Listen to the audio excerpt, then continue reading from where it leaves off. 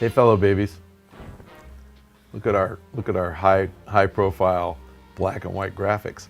Welcome back to the Pachter Factor on SIFTD.net. Appreciate your joining us. It's kind of rolling into spring.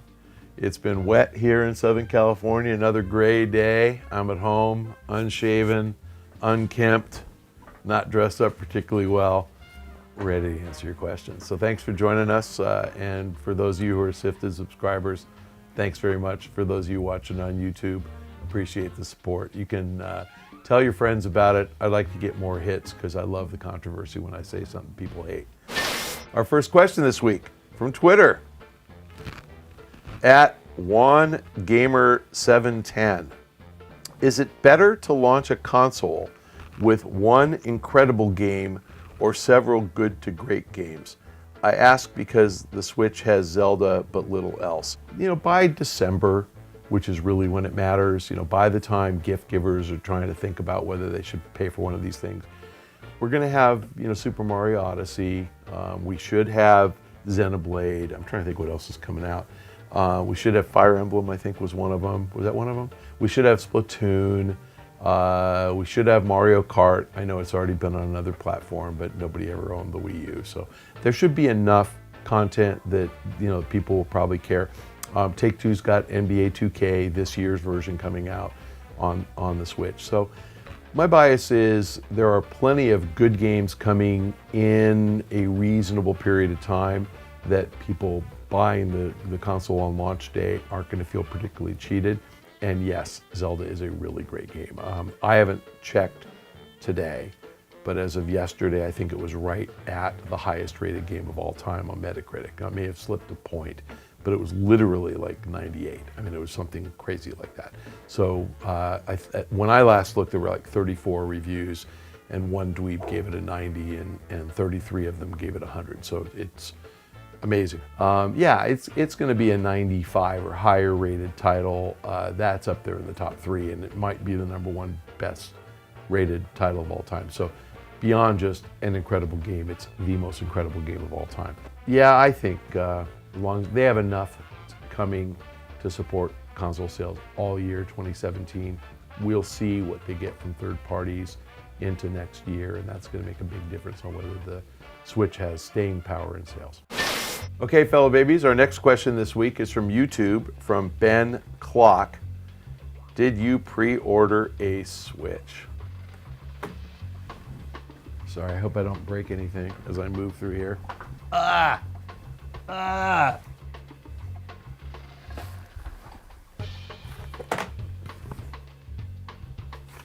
This is from Nintendo. I'm pretty sure this is a Switch. Let's find out. If I cut myself, I'm going to curse really loudly, so let's try not to cut. I know, children, don't try this at home, okay? The problem with Nintendo is they package things up like there's a nuclear weapon inside. So if this explodes, I want to say goodbye to all of you. And thank you for being fellow babies. Okay, here it is. The official unveiling. It's a good sign. The masthead looks like it could be a Switch. This is a saying of joy. That's how you use one. All right, but I'll read this later, I promise. And by the way, Ubisoft has never missed a chance to send me games. Oh, look what's inside. Possibly the best game of all time. And in case you guys don't have one, they're this big. I probably broke it shaking it upside down.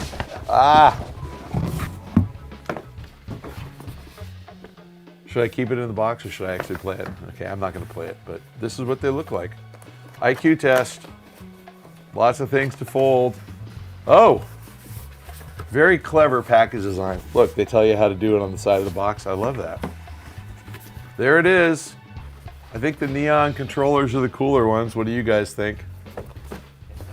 Anyway, I gotta say, I mean, I actually saw one at DICE, but much smaller than I thought. So a lot of guys who are saying, is this a replacement for the 3DS?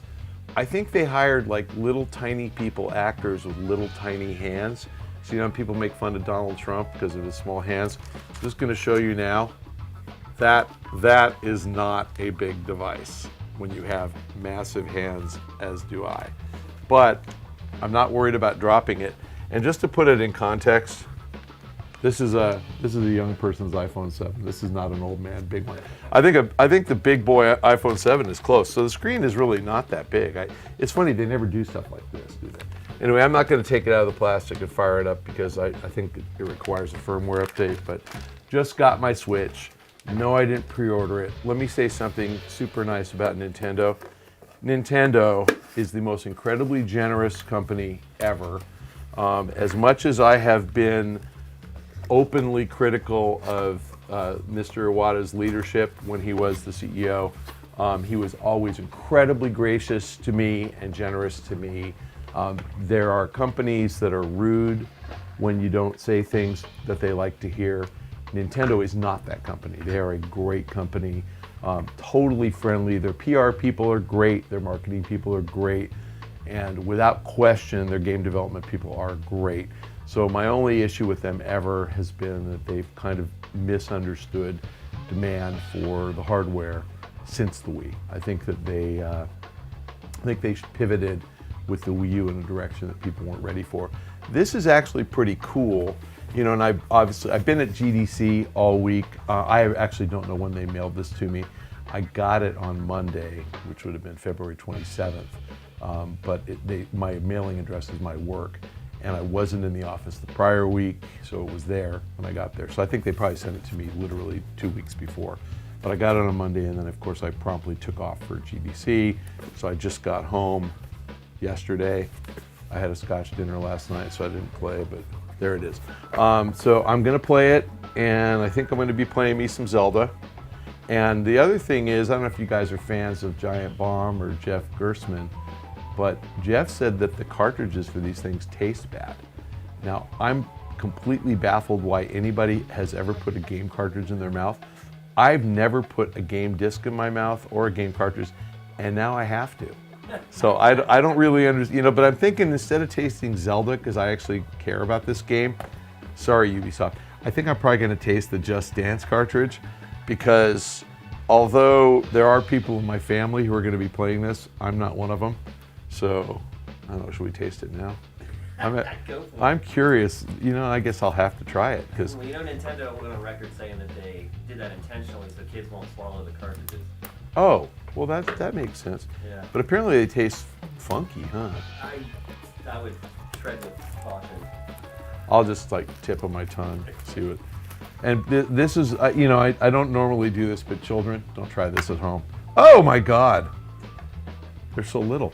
Why would you even think, why would anybody think to put that in their mouth? So I'm not gonna do the metal part, because I'm afraid that would funk it up. Yeah, ooh. Wow. You know, this tastes like the kind of thing that you would expect that when the Russians poison all of their different, you know, targets. Ugh. Yeah. Why would anybody put that in their mouth? Does this say don't eat it? It really might. No, this is funky. I'm looking for caution here.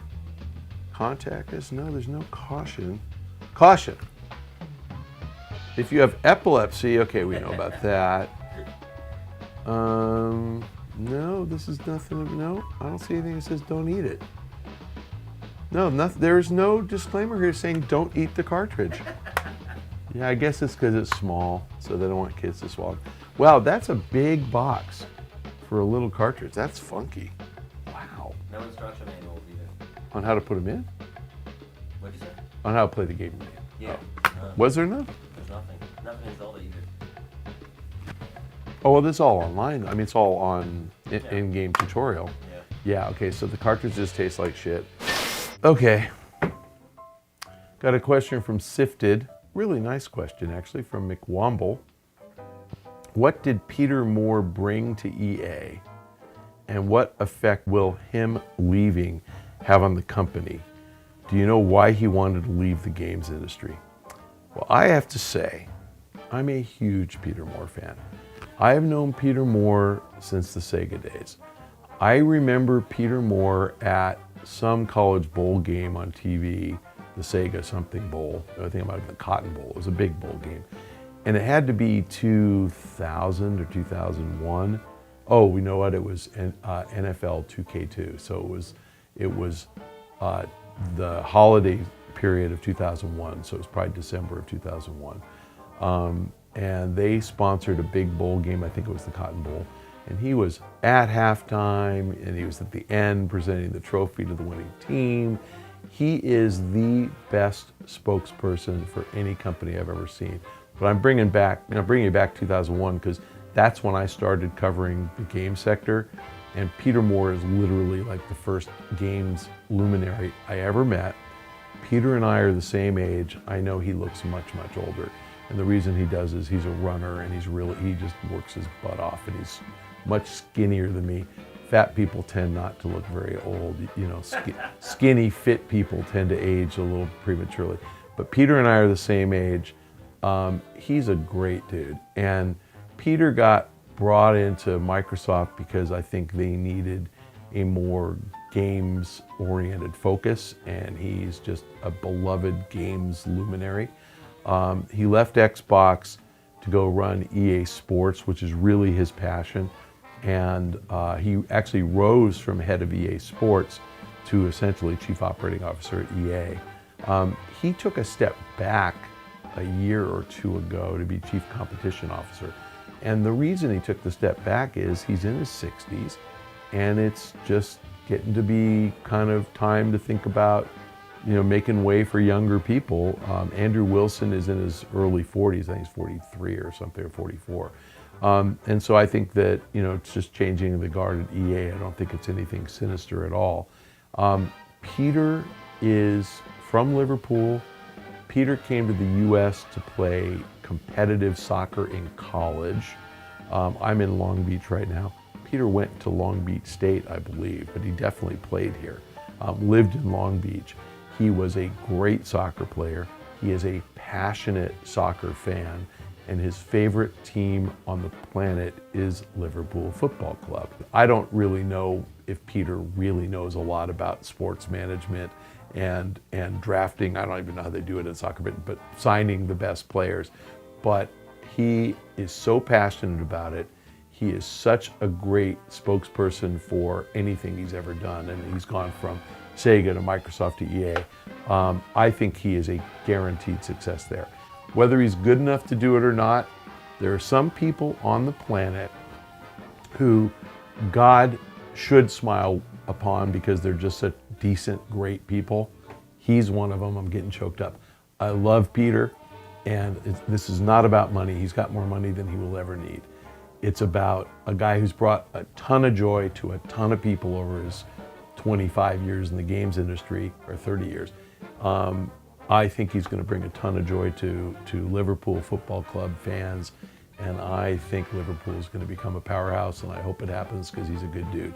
As far as why he wanted to leave the games industry, I think when he stepped from COO down to Chief Competition Officer, it was just a kind of a step on the way out. I think that there's some value in having gray-haired guys who have been around the block.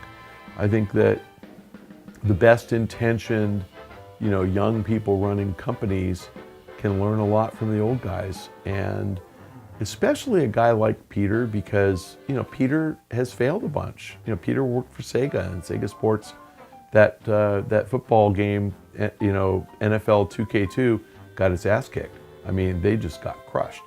I think they sold 1 million units. You know, Madden outsold them 5-1, and that was their best one ever. So they got crushed, and then he lived through Red Ring of Death. I mean, he lived through the NBA game just being a complete disaster when he was head of EA Sports.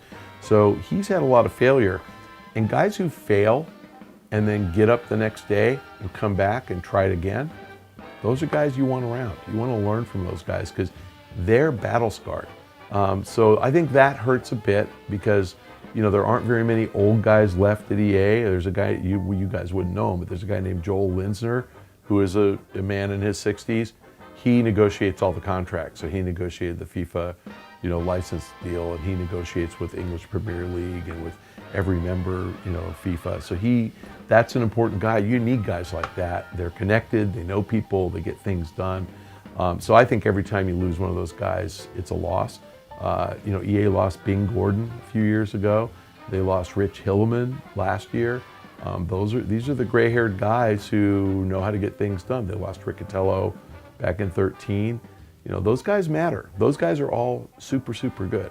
So, no company can afford to lose all of its gray-haired wise men, but fortunately, the CEO, Andrew Wilson, has hired some pretty good people, and they seem to be executing extremely well.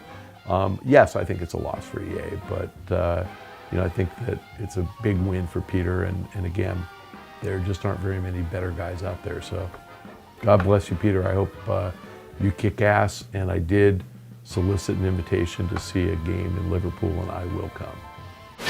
We have a question from SIFTD from Backby. Backby? With Microsoft announcing its Game Pass program, we are seeing the beginning of Netflix-style games models. But how long do you think it will take to reach similar success? That's an easy one. Eternity. Netflix has 93 million users as of their last earnings report. They're probably going to be at 100 million, by mid-year. There's no chance Microsoft gets anything near that. This isn't the beginning of Netflix-style programs. GameFly was the beginning of Netflix-style programs. And if you guys remember, you guys are all so young. I mean, raise your hand if you're over 17. If you remember back to 2006, Netflix was only DVDs by mail. Streaming started in 2007. And at the end of 2007, Netflix hit 1 million users who streamed 15 minutes of content in the last quarter of 2007. So really small in 2007. Now, obviously today, they have 93 million customers who are streaming probably an average of 50 hours a month. So 50 hours a month is a lot different than 15 minutes in a quarter, and 93 million users is a lot more than a million. And that's 10 years in.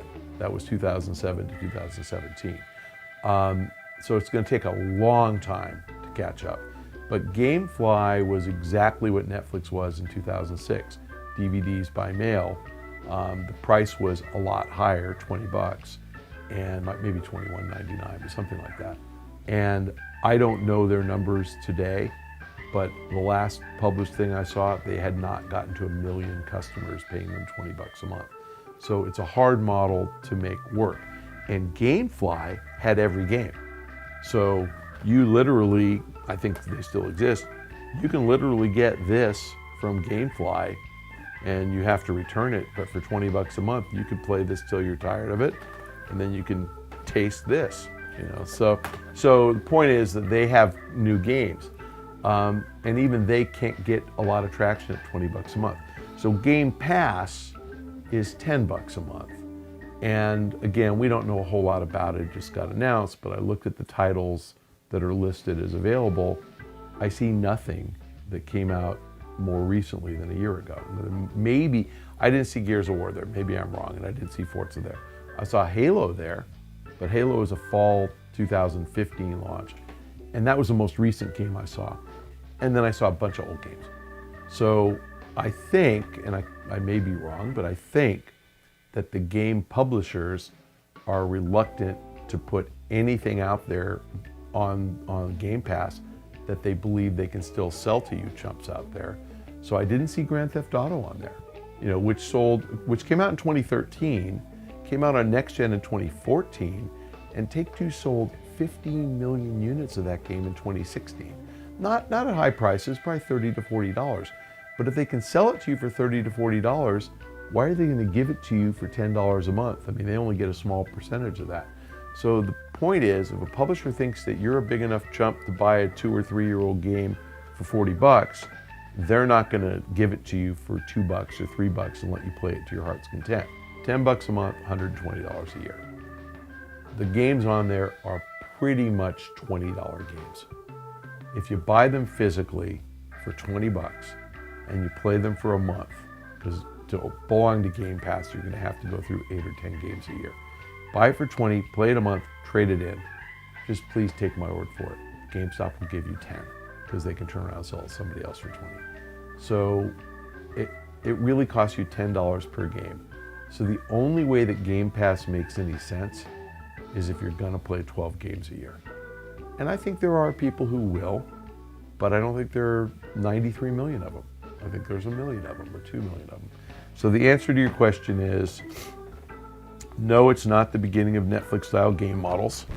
And no, it's not going to reach similar success with Netflix, ever.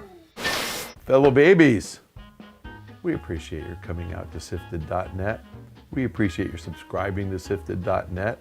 We hope you're getting everything you want from it. Of course, Shane, who's looking right through this camera at me right now, will do everything he can to improve the site and make the experience better for you, so let him know. But if you're paying sub, we really appreciate it. If you're not, it's cool. That's why we're on YouTube. We want you guys to get Pack 11 wherever you can get it. But the question I was asking is, what kind of an impact on the console could it have with these rumors out there swirling around that there might be an issue with the console? If there's an issue with the hardware, two things will happen. Nintendo will recall them and replace them. So that's easy. And if it comes down to just, it's the left Joy-Con, they'll just mail everybody who owns one of the left Joy-Con. That's pretty easy to do. And those things, but realistically, perception. Well, Nintendo's a good hardware company and always has been. It's just, this is probably the most complex piece of hardware they've ever made. For sure. So, you're going to have these glitches. If you remember, the first Xbox 360 failed. Red Ring of Death. Yeah. So, there have been worse problems, and there's things that you can't test adequately. I think day one failure to connect, you can test. And that's why I'm kind of shocked that it happens. I don't think melting down after a year of use, which is Red Ring of Death, you can adequately test. But they'll make good on it. And so one of the reasons they only have a couple of million is so that it's inexpensive if they have to replace something. Truth is, this piece is like $10 to make. And they want to charge you $80 for a pair of them. Right. Well, they're trying to make money on it. I get it. But a controller, at most it's $20 to make. They're just not expensive. So, if they have to replace 1 million of them at $20, that's not going to bury Nintendo. If they had to recall all the hardware because none of it worked, that's $200. That's very expensive to do. So I think it's a fixable thing. You're right, it will depress demand until people know that they're getting a good one, but they'll just identify it. What Microsoft did was they redesigned the Xbox. It went from white to black, so the Xbox 360, so you knew you were getting one that didn't have that problem anymore. Nintendo, they can clearly do something like change the colors of the plastic so people will know they've got the right one. I'm kind of psyched about the neon scheme. I think it's really good looking.